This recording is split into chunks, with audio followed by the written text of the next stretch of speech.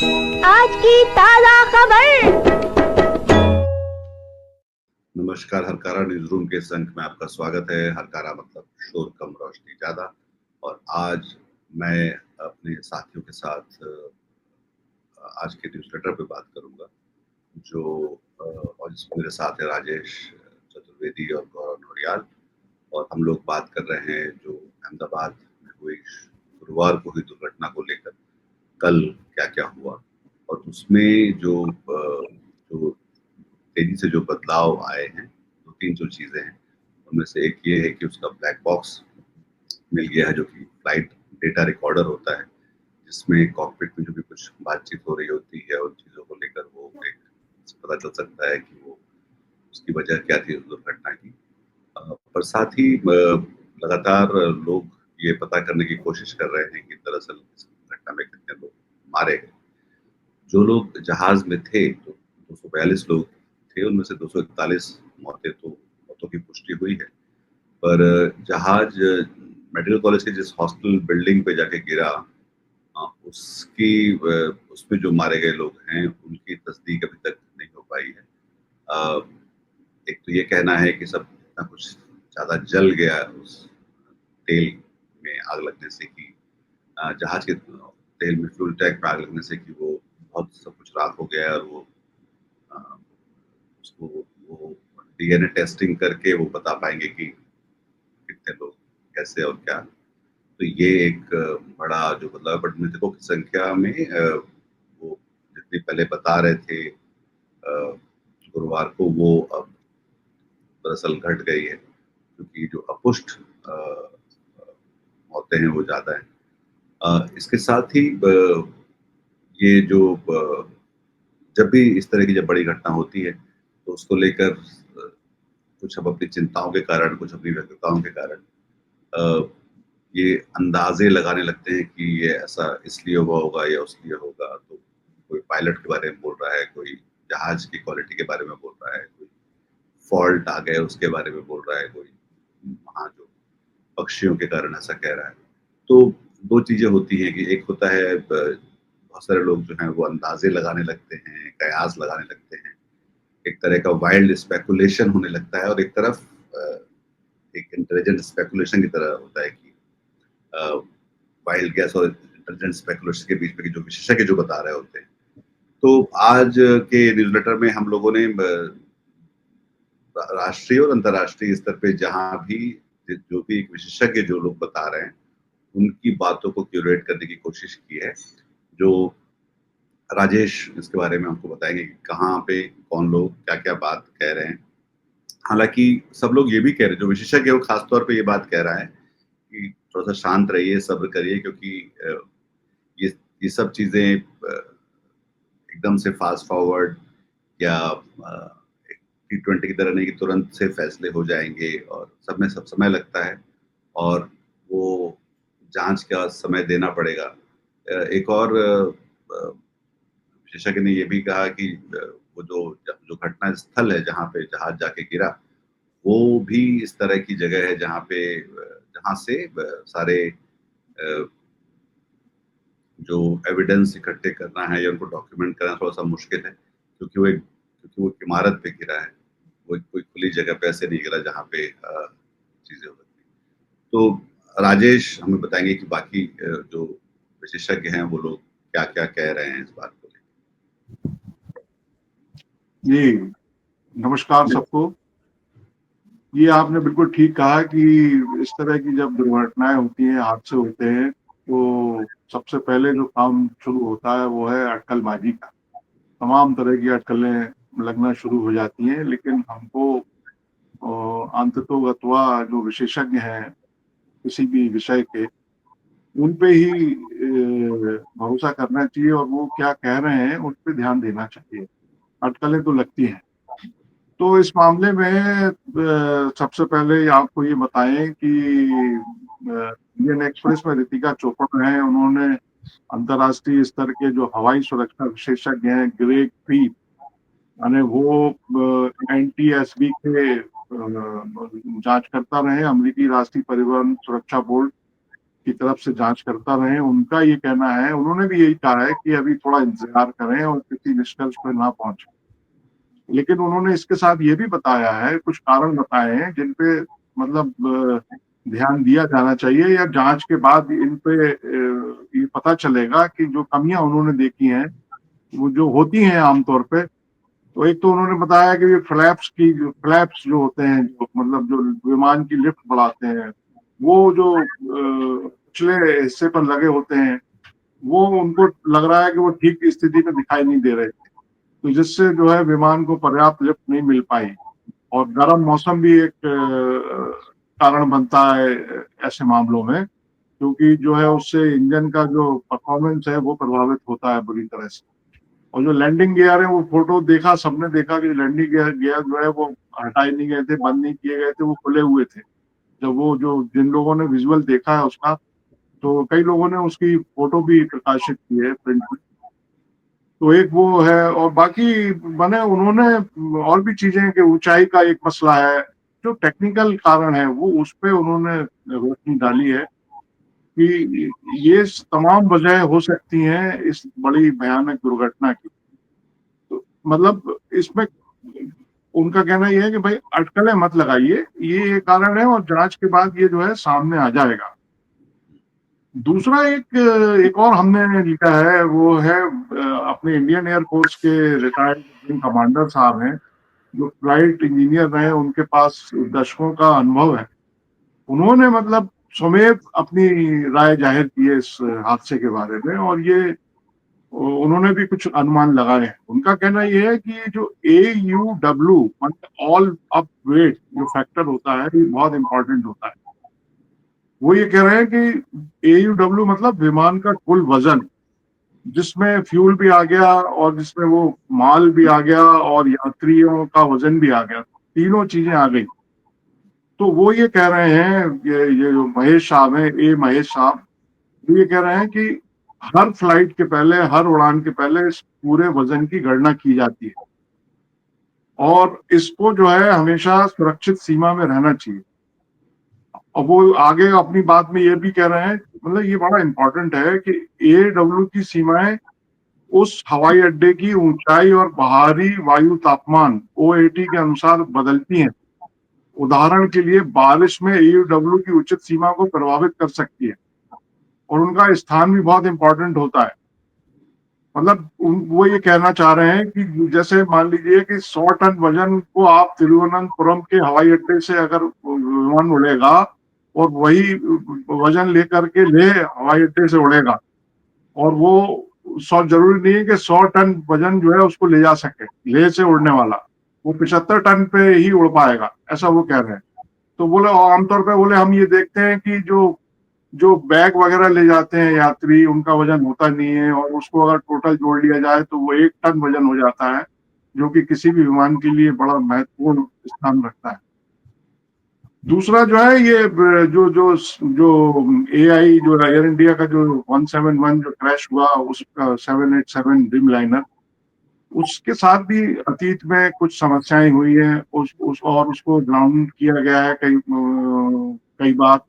और जो एक और विमान है इसी बोइंग कंपनी का, उसको भी ग्राउंड किया गया है, ये भी हमने लिया है, ये पूरा डिटेल में है। और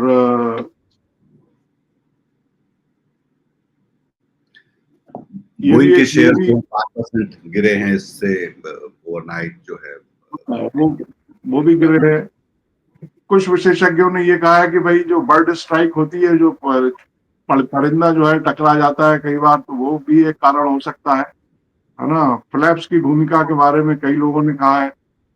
तो ये डबल इंजन की ये भी कहा गया है कि भाई आमतौर पर डबल इंजन के साथ जो हवाई जहाज हैं जो चल रहे हैं होता नहीं है, मगर अब दोनों इंजन इन्होंने काम करना बंद कर दिया क्या। तो इस तरह की तमाम जो है चीजें कही गई, और हमने कोशिश की है कि विस्तार से इसको कैरी करने की। न्यूज लेटर में तफसील के साथ है ये। जी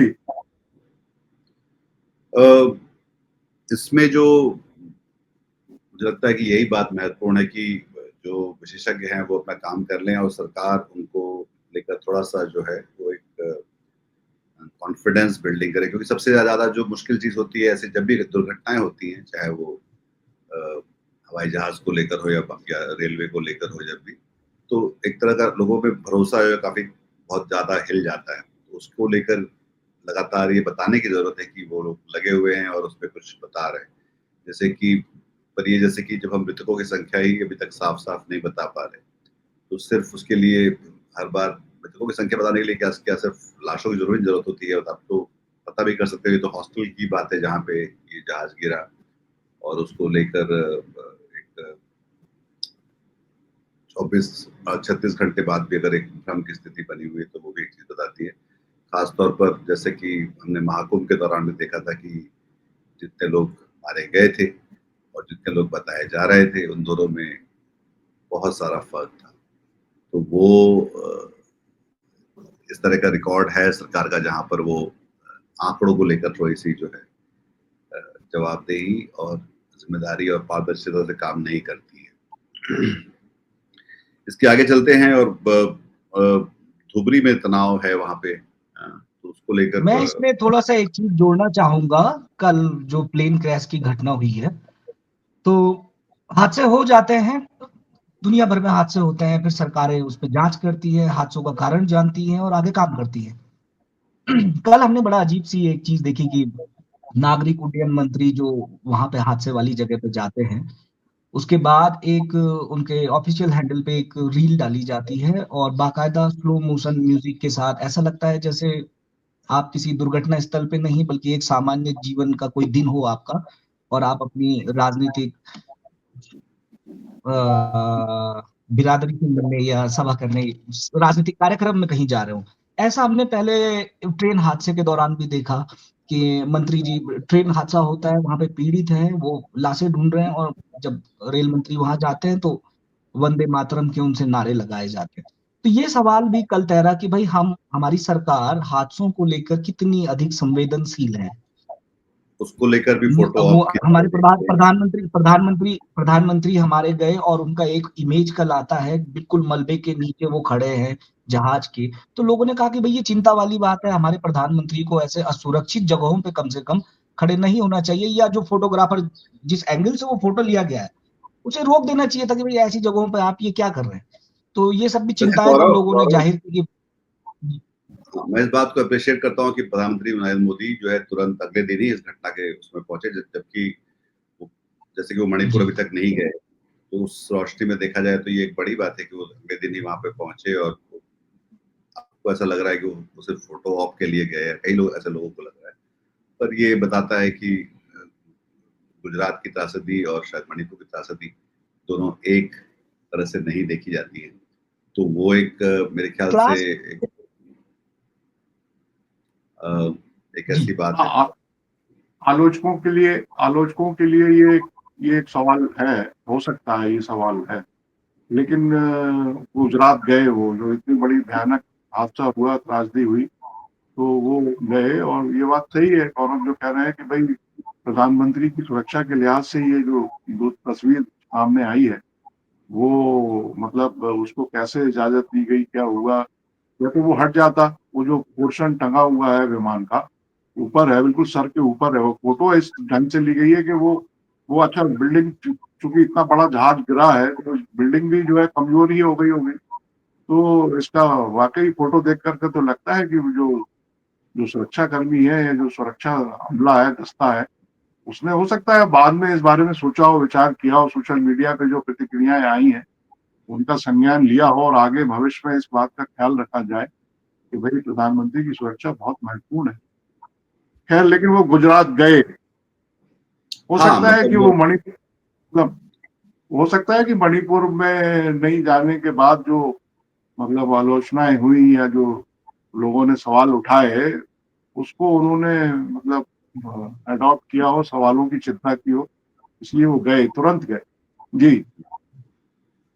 तो यहाँ पर इस पे हम लोग आज की चर्चा रोकते हैं, पर हम लोग लगे रहेंगे इसमें, जो भी कुछ अपडेट आते रहेंगे। और मैं भी ऐड करता हूँ, उस पर बहुत कम बात हो रही है। जो वो बीजे मेडिकल कॉलेज है अहमदाबाद, जिस पर और उसी से लगी हुई जो जहां वो गिरा है जहाज, उसी से लगी एक दलितों की बस्ती है। माने वहाँ जो आम लोग हैं वो भी आना जाना करते हैं, वहाँ उनकी मतलब आबादी है अच्छी खासी।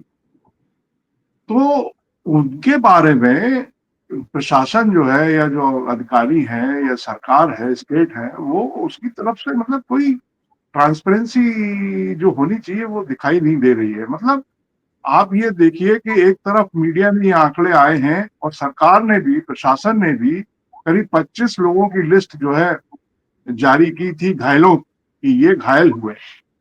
अभी तक ऑफिशियली कोई एक आंकड़ा नहीं है कि भाई उनमें से जो माने गैर यात्री थे, जो कोई धनिया लेने जा रहा था, अब हॉस्टल में वो मेडिकल के जो इंटर्न थे वो खाना खा रहे थे, वो खाना खाने जा रहे थे, कुछ खाना खा के लौट रहे थे, कुछ खाना खा रहे थे, और उनके कुछ रिश्तेदार भी थे वहां, ये भी खबरों में है। उनके बारे में ऑफिशियली कोई खबर नहीं है। हर मीडिया जो है अपने अपने सोर्सेज के हवाले से कोई कुछ फिगर बता रहा है, कोई कुछ फिगर बता रहा है। तो जो वो एक दर्शक है या जो पाठक है, जो रीडर है, पढ़ रहा है, देख रहा है खबरों को, वो मतलब क्या निष्कर्ष निकाले? तो टोटल जो सीन है वो अटकलें लगाने के लिए और संदेह पैदा करने के लिए, संदेह करने के लिए पूरा इंतजाम करता है, और वो किया जा रहा है। तरह तरह की लोग अटकलें इसलिए लगा रहे हैं, सवाल खड़े कर रहे हैं, क्योंकि ऑफिशियली आधिकारिक रूप से उन लोगों के बारे में कोई खबर नहीं है कि उनका क्या हुआ, वो मतलब सुरक्षित हैं, कितने उसमें ठीक हो गए हैं, कितने अभी भी इलाज चल रहा है, कितने जो है उसमें दिवंगत हो गए हैं, कैजुअलिटी कितनी है, ये सब कोई आंकड़ा ऑफिशियली नहीं है। सबका अपने अपने सोर्सेज के हिसाब से है। अब मीडिया में सोर्सेज किस तरह से काम करते हैं ये आपको पता है, और उसके बारे में विस्तार से कभी और विषय पर बात की जाएगी। लेकिन ये दुर्भाग्यपूर्ण है, और इसीलिए जो है अटकलें और सवाल बढ़ते ही जाते हैं।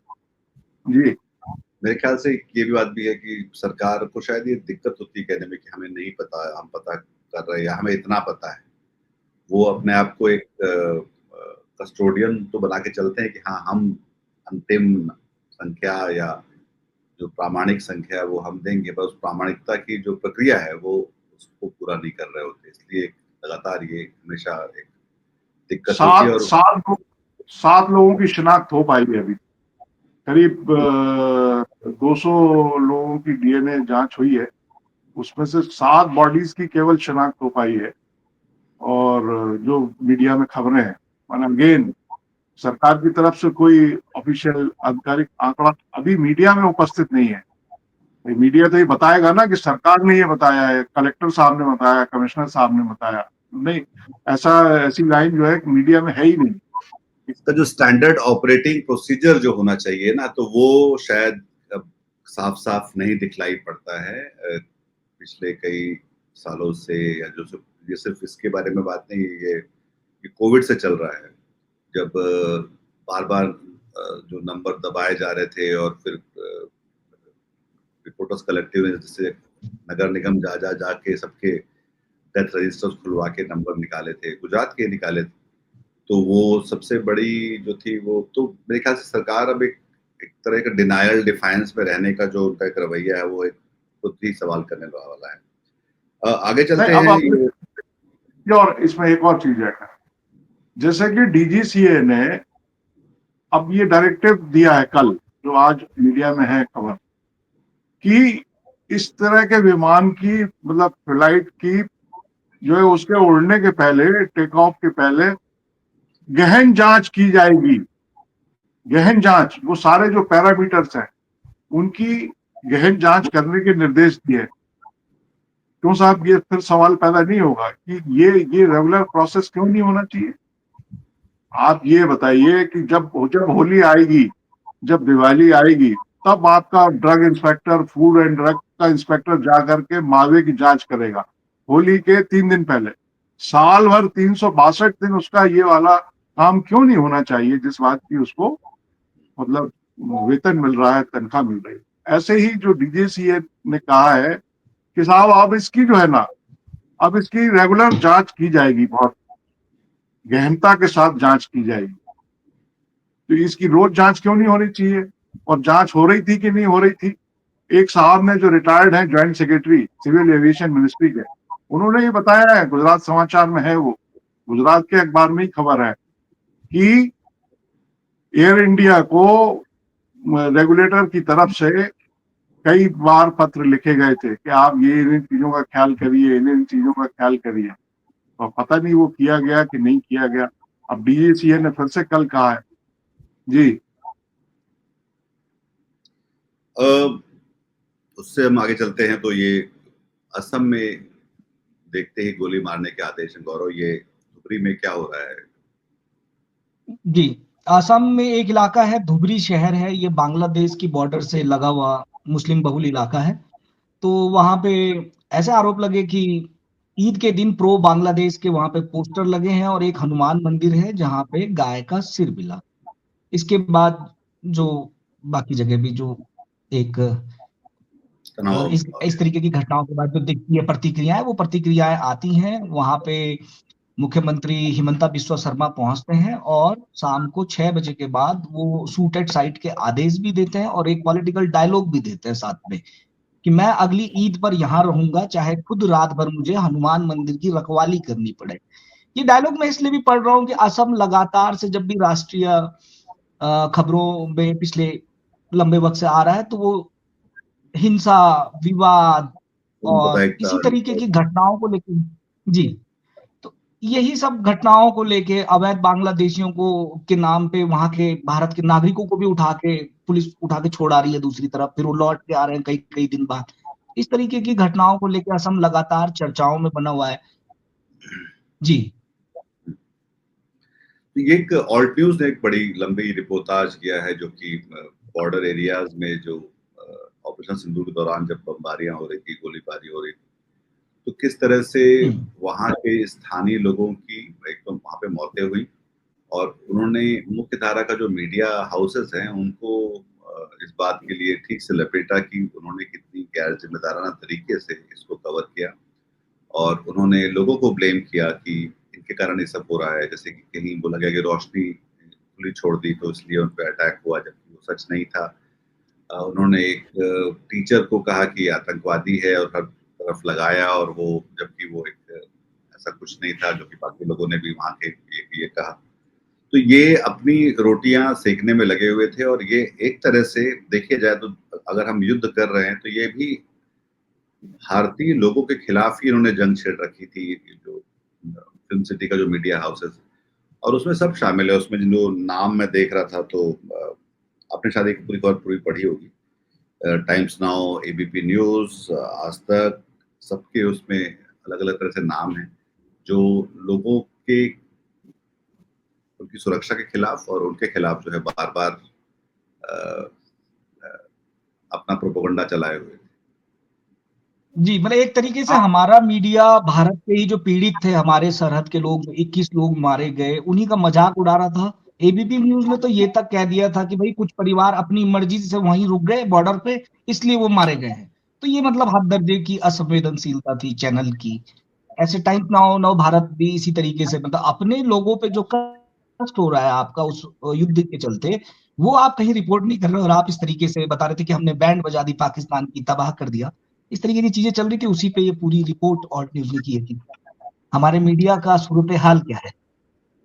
मैं दर्शकों को ये भी जी बताना चाहता हूँ कि जब जब भी ऐसी चीजें होती हैं कि जब कोई भी एक हम दर्शकों को शायद ये सब सहानुभूति रखनी चाहिए मीडिया के मुख्य धारा के चैनल्स के साथ। जैसे कि कल भी हम देख रहे थे कि किस तरह से वो ये जो अटकलबाजियों में का कोई एक स्पेक्ट्रम बना देते हैं, और उसका हर चीज को तमाशा बनाए बिना उनका काम अब चलता नहीं।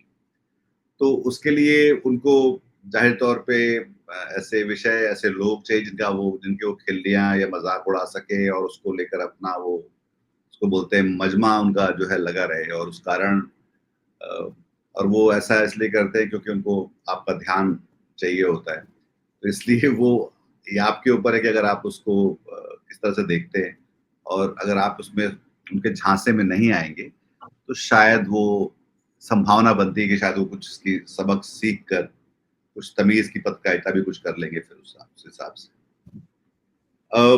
इसके आगे चलते हैं और उसमें वो लंबे सुधार की उसमें मुझे लगता है कि पत्रकारिता स्कूलों से ही उसमें सुधार की गुंजाइश बनेगी। फिर अगर ऐसी नौबत नहीं, आती है तो शुरुआत पत्रकारिता स्कूलों से होगी। ऑपरेशन सिंदूर में 21 भारतीय नागरिक मारे गए। ये जो ऑल्ट न्यूज ने जो की है स्टोरी, उसमें बताया है कि भाई 21 भारतीय नागरिक मारे गए। उस बारे में ये जो तमाम जो चैनल हैं उन्होंने कोई उस पर गौर नहीं किया। जो ऑपरेशन सिंदूर के बाद पाकिस्तान के रिटेलिएट करने के कारण जो 21 भारतीय नागरिकों की मौत हुई, माने 21 भारतीय नागरिक चले गए, उसमें बच्चे भी शामिल हैं। जो मतलब वो जो सायरन जो जो बजा कि नहीं बजा, उसमें गफलत हो गई तो एक जगह बेचारे इकट्ठे रह गए। उसमें वो भार्गव बच्चा और तमाम बच्चे जो है वो जो खत्म हो गए, वो इसी गफलत के कारण खत्म हो गए, क्योंकि वो जो सायरन बजना था जो वो शायद बजा नहीं, उन्होंने गलत समझ लिया। तो इस पे इन सारी चीजों पे रिपोर्टिंग नहीं हुई, उसको जो है दरकिनार कर दिया गया। और दीगर चीजों पर जैसे पाकिस्तान ने जो भी हमला किया उसमें उसने मस्जिदों को भी निशाना बनाया, मस्जिदों को भी टारगेट किया गया। लेकिन चैनल में क्या आया कि गुरुद्वारों पर अटैक हुआ, गुरुद्वारों को उन्होंने फोकस में रखा, ये उसने बताया है अपनी रिपोर्ट। इसमें आज के न्यूज़लेटर में एक और भी बड़ी खबर है जो शायद आप पढ़ना चाहें, खासतौर पर जो लोग युवा हैं, कि भारत में जो इन्फ्लुएंसर मार्केटिंग उद्योग है वो 25% की दर से बढ़ रहा है। पर हम इसके आगे चलेंगे। और जो दूसरी बड़ी खबर इस बीच हुई है वो इजराइल और ईरान के बीच अब नया एक मोर्चा खुला है। इजराइल जो गाजा के साथ कर रहा है वो तो कर रहा है, पर कल से उसने ईरान पे हमले किए, उसकी 5-6 जगहों पे, और खासतौर पे न्यूक्लियर साइट्स पे। और कई उनके जो लीडर्स हैं जो न्यूक्लियर प्रोग्राम के और इंटेलिजेंस और सिक्योरिटी के, उन लोगों को कहा गया कि उन लोगों को उन्होंने मार गिराया। और फिर ईरान ने भी पलट के पहले तो ड्रोन भेजे, फिर उसके बाद मिसाइलें दागी, और उसके भी तो ये मिडिल ईस्ट में जो है अब तनाव और तापमान दोनों बढ़ता हुआ दिखलाई पड़ रहा है, और ये पता नहीं किस तरफ जाएगा। अभी ये इसको रोकने के और रोकने के आसार कम है, क्योंकि कल मतलब कि गुरुवार रात को यूएन में, संयुक्त राष्ट्र में एक वोटिंग हुई थी जिसमें गजा में सीज फायर की मांग की थी, और जिन देशों ने उसमें से एब्सटेन किया था उसमें से भारत भी एक था। तो ये भी एक हमें सोचने पर मजबूर करती कि हमारे देश जो कि शुरू से फिलिस्तीन की तरफ था, उनके साथ था, और उनके हकों की तरफ था, अब जो है उससे एक तरह से बच क्यों रहा है उनकी तरफदारी करने से। कल ये भी खबर थी कि भारत ने इजराइल सरकार से बात करके उनसे कहा था कि ये ईरान पर हमला करना उनका ठीक नहीं है, पर वो एक बहुत ही मतलब एक बयान की तरह भी आया वो। और मुझे नहीं समझ में आता कि ईरान और इजराइल जो है भारत की राय को कितनी तवज्जो देंगे, जबकि उनके दोनों तरफ से काफी खींचातानी चल रही है। गौरव जी, ईरान इस बार तो मसला बिल्कुल अलग है। 2024 में भी इजराइल ने ईरान के न्यूक्लियर प्लांट पे जो हमला किया था, लेकिन इस बार चीजें बदली है। इस बार उन्होंने तेहरान के रेजिडेंशियल इलाके में की है, तबरेज शहर में की है। तो अभी अभी तो मामला ये हो गया कि ये ईरानी भी अब तेल अवीव में इन्होंने कल मिसाइल छोड़ दी है, तो इनका तनाव लगातार बढ़ रहा है। और अमेरिका इसमें कह रहा है कि भाई जो इजराइल कर रहा है बहुत उत्कृष्ट हमला कर रहा है, और हमें बता दो तुम कि तुम्हारा न्यूक्लियर प्रोग्राम क्या है, जैसे कि ये बिल्कुल ऐसी चीजें होंगी बस हम सबके साथ साझा कर ले। भाई आपके आप पास डील 400 हथियार है इजराइल। डील सबसे ज्यादा बड़ा वर्ड जो ट्रम्प सरकार यूज करती है कि डील कर लो, आप तो जो है बाकी सब तो ठीक है, आप डील पहले करो। तो ये डील मेकिंग जो है नई डिप्लोमेसी है उनकी जो है। डोनाल्ड ट्रंप का तो बड़ा वो है, ये डील करो, उन्होंने इसमें भी यही कहा है कि आप डोनाल्ड न्यूक्लियर डोनाल्ड ट्रंप के बारे में पश्चिम में डोनाल्ड ट्रंप के बारे में लोग कहते हैं कि वो प्रॉपर्टी डीलर रहे हैं पहले, तो आप उनके पुराने जो पेशा है उसको आप कैसे भूल जाते हैं? राष्ट्रपति वो अब हाँ बने तो हैं, पहले वो ताउम्र उन्होंने प्रॉपर्टी डीलिंग का काम किया है। तो एक एक इसमें भी जनाब आप उन्होंने इसमें भी उन्होंने यही कहा जी है कि ईरान जो है न्यूक्लियर डील करे और अन्यथा जो है तबाही के लिए तैयार रहे। डील शब्द लेके आए हैं, वो न्यूक्लियर डील करिए। बिल्कुल, इसमें अब आगे वो चलते हैं पूरे और वो मिडिल ईस्ट में डील ही चल रही है अलग अलग मुल्कों के साथ। इसराइल के मार्फत अमेरिका डील करता रहता है, ये हमने पहले भी देखा है हमलों में लगातार। खैर, तो ये जो नया मामला है इसमें 6 वैज्ञानिक भी इनके मारे गए हैं ईरान के, तो इनका न्यूक्लियर प्रोग्राम भी कुछ हद तक प्रभावित तो होगा ही इससे। और 1992 से मजेदार बात यह है कि नेतन्याहू आरोप लगाते आए कि ईरान 5 महीने में बनाने वाला है, और ये 1992 से ये टाइमलाइन चल रही है ईरान पे लगातार आरोप लगने के कि भाई आप कर रहे हो। वो कर रहे हैं अपनी सुरक्षा के लिए। वो कह रहे हैं कि भाई इजराइल के पास 400 वेपन है, और हम भी अगर अपनी डेवलप कर रहे हैं, अपनी सुरक्षा के लिए डेवलप कर रहे हैं, शांति हमारा मकसद है, तो फिर आप दूसरे देश को कैसे कह सकते हैं कि भाई आप तो अपने न्यूक्लियर वेपन की सारी रिपोर्ट दे दो या उन्हें नष्ट कर दो, और हम 400 लेके बैठे रहेंगे, और जब हमारा मन करेगा हम आपको डरा देंगे। तो ये बड़ी अजीब सी बात है जो दुनिया की राजनीति में इन चल रही पूरी चीजों से ये भी समझ में आ रहा है कि एक तरह की जो जो ग्लोबल दादागिरी की जो समीकरण थे वो शायद अब ऊपर नीचे होने को हो रहे बदल। हैं, और कोई अब इंचार्ज उस तरह से नहीं है कि जो युद्ध शुरू तो हो सकते हैं पर उनको रोकना बहुत मुश्किल है। हालांकि अभी जो एकमात्र जो हाल के समय में जो भी तनाव जो हुए हैं उसको लेकर वो तनाव जो रुका है, जो मतलब लगभग शुरू होते ही रुक गया, वो भारत पाकिस्तान का है। और उसमें भी उसका भी श्रेय जो है डोनाल्ड ट्रंप लेते रहते हैं, और अभी तक हमने उसका ठीक से खंडन उस तरह से नहीं किया है।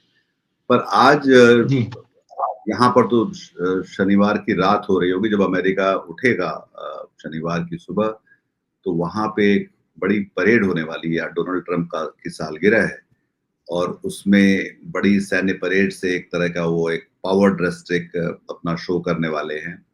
और बहुत सारे अमेरिकी जो कि उनके उनसे पहले से और अब बाद में और भी ज्यादा जो हताश और मोहभंग के शिकार हुए हैं, वो अब सड़कों पे उतरेंगे। और आज वहां पे काफी एक ध्रुवीकृत अमेरिका भी देखने को 2000 मिले। जी तो उसका 2000 जगहों पे आज नो किंग का प्रोटेस्ट है। तकरीबन 2000 जगहों पे अमेरिकन आज उतर रहे हैं। और मजेदार बात यह है कि जहां परेड होने वाली है जिस शहर में, उस शहर को प्रोटेस्टर ने छोड़ दिया है कि नहीं, बोला हम कोई मौका सरकार को नहीं देंगे कि वो ये कहे कि भाई इनकी वजह से हमारी परेड डिस्टर्ब हुई, और फिर वो एक प्रशासनिक कार्रवाई के तहत जो दमन की क्रिया है, प्रक्रिया है, वो चालू हो सके। जी तो ये एक नया क्या बोलते हैं, एक नया अमेरिका है जहाँ पे वो भी वैसे ही पोलराइज हो रहा है जैसे कि बाकी फिसलती और असफल होती लोकतांत्रिक देश हैं जहाँ पे ये चीजें एक तरह से बदल रही हैं। तो वो एक उसका भी एक नजारा आज शनिवार की रात को जब अमेरिका में दिन हो रहा होगा तो वो देखने और को और मिलेगा। और इस और इस परेड में पाकिस्तान के जो फील्ड मार्शल हैं आसिम मुनीर, उनको अतिथि के बतौर आमंत्रित किया गया है। वही आसिम मुनीर जिन्होंने पिछले दिनों एक बड़ा जबरदस्त, मतलब खतरनाक किस्म का बयान दिया था, और उसके बाद भारत पाकिस्तान के बीच संघर्ष हुआ उस बयान के बाद। उन्हीं आसिम मुनीर को अमेरिका ने इस भव्य परेड में ट्रंप के जन्मदिन पर आमंत्रित किया। मेरे ख्याल से ये अच्छी बात है कि भारत से इसमें कोई शामिल नहीं हो रहा है इसके लिए। ये भी जिम्मेदारी की बात है कि हम इस तरह की जो हरकतों में शामिल ना हो और वहां पे उसको वैलिडेट ना करें, ये अच्छी बात है। और इसका हमको इन चीजों के लिए हमको सरकार को प्रोत्साहित किए रखना चाहिए, और उसकी सराहना भी करनी चाहिए कि हाँ अच्छी बात है कि ये नहीं हुआ। और भी कुछ चीजें कर सकते थे वो, जो कि तो वो भी जैसे कि वो कहते हैं ना, जो टीचर कहते हैं कैन डू बेटर, कि इससे अच्छा भी आप थोड़ा सा और अच्छा कर सकते थे, पर ना किया, ये भी क्या कम है। तो यहाँ पर हम आज का हरकारा खत्म करते हैं, और अहमदाबाद में जो हादसा हुआ उस पे जो आगे अपडेट हो रहे होंगे उसको हम लगातार आपको बताएंगे। कल हमारा अंक नहीं आएगा, वो सोमवार को ये टीवी में हम लोग ये जो न्यूज रूम जो करते हैं वो सोमवार को आएगा। पर इस बीच इजराइल और ईरान की लड़ाइयाँ चल रही हैं, हादसों को लेकर सारे जवाब नहीं मिल रहे हैं, और शनिवार इतवार की जो हमारी दरमियाना रात होगी उसमें अमेरिका में खासा तमाशा हो सकता है। तो इन चीज़ों को साथ हम आज का एक खत्म करते हैं। अब आपसे हम सोमवार को मिलेंगे। तब तक के लिए अगर आपको हमारी बातें पसंद आई तो जरूर इसको पसंद करें, लाइक करें, इस पे कमेंट भी करें। आपके हिसाब से हमें कुछ बात करनी चाहिए तो वो हमको बताएं, सब्सक्राइब करें, और जो आपके और हमारे हम ख्याल लोग हैं उनके साथ इस YouTube चैनल को शेयर भी करें। और हरकारा न्यूज़लेटर जो सबस्टैक पे आता है उसको पढ़ें, क्योंकि वो पढ़ना ऐसी चीज़ है जो हम सबके बीच तो छूटती जा रही है, और शायद आपको ज़्यादा जानकारी मिले और आपकी बातचीत आगे बढ़ पाए। बहुत शुक्रिया, नमस्कार, अपना ख्याल रखिए। नमस्कार। Thank you. आज की ताजा खबर, आज की ताजा खबर, आज की ताजा खबर। आओ काका जी इधर, आओ मामा जी इधर, सुनो दुनिया की खबर।